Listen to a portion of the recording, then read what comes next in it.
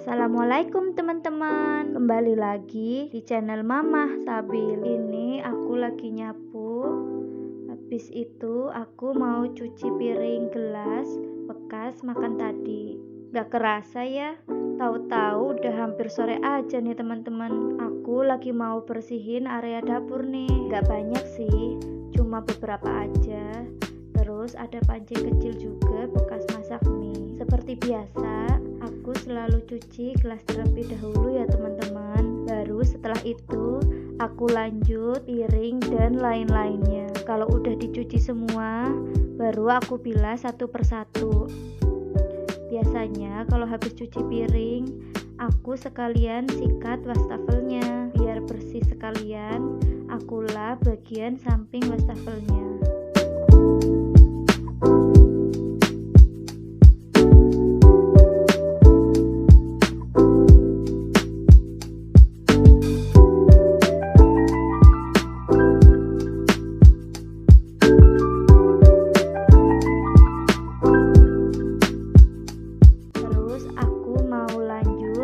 Bersihin kompor nih teman-teman. Pertama-tama aku cuci dulu bagian pan supportnya. Aku sikat pakai stainless pon biar keraknya lepas. Ini sih yang paling menguras tenaga ya teman-teman, karena kalau nggak kenceng nyikatnya, keraknya masih stay di situ aja.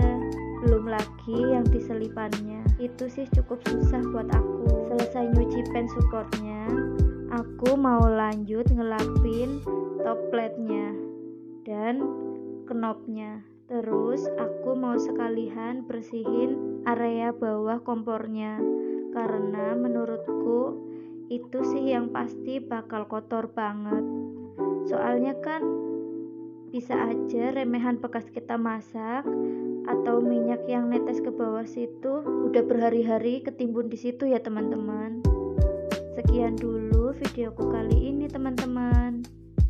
Jangan lupa untuk terus bersyukur dan dukung terus channelku ya, dengan cara like, komen, dan subscribe.